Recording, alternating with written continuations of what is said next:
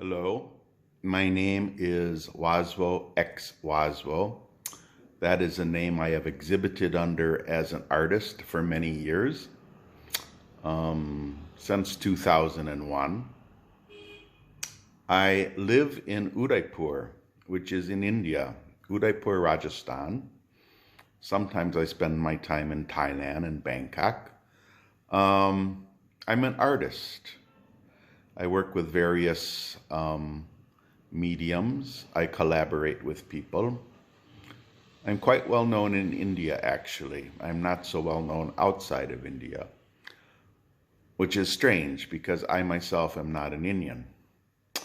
But I'm starting this series of videos. I don't know where this will take me, but I'm starting this because I sincerely believe there are incredible things wrong with the art world as it stands today.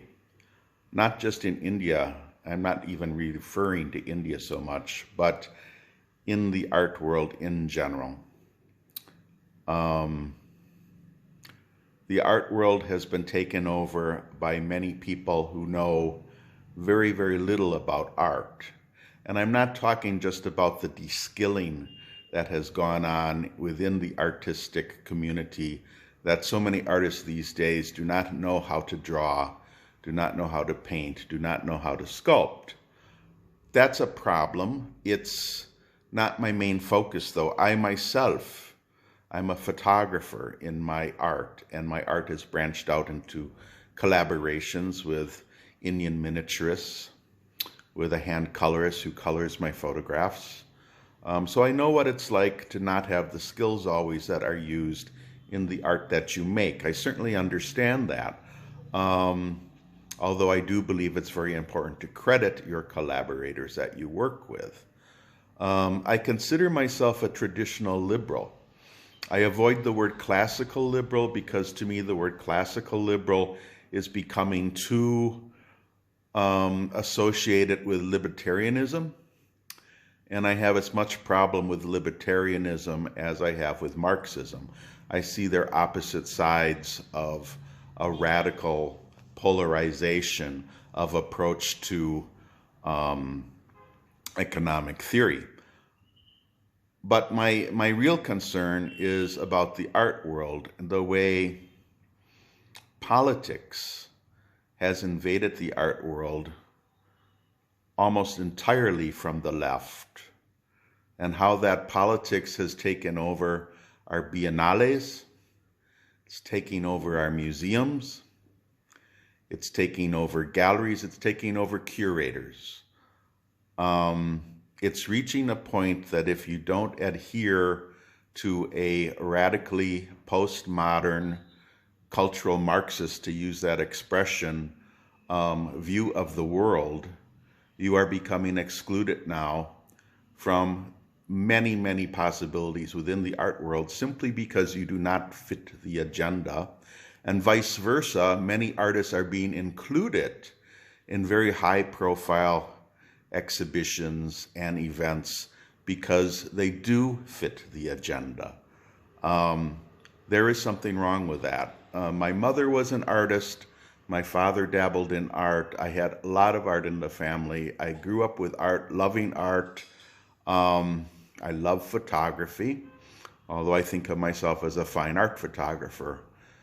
And it breaks my heart to see what is happening, that people no longer know how to see. They no longer see. Things like John Berger, those approaches to art are disappearing. And they're being replaced with a rather social justice narrative.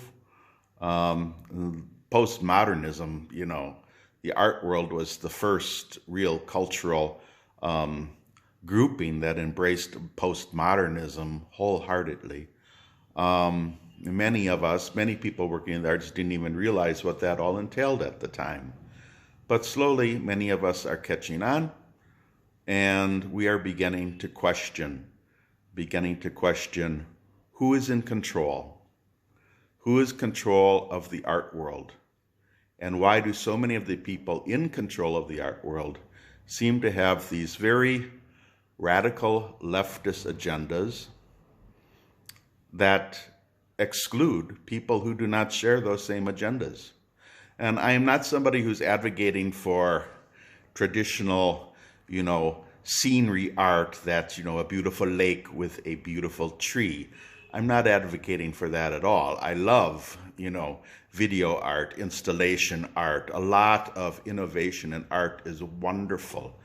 I grew up loving modern art. I am not some severe traditionalist, but the art as an expression of individual freedom, of the artist's chance to explore on his own, independently, and not being constrained by political dogma. Those days seem to be being threatened right now on a lot of levels for many artists' personal growth.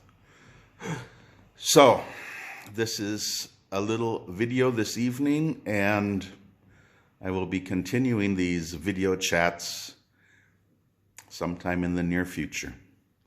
Have a good night. This is Waswo X Waswo from Udaipur, Rajasthan.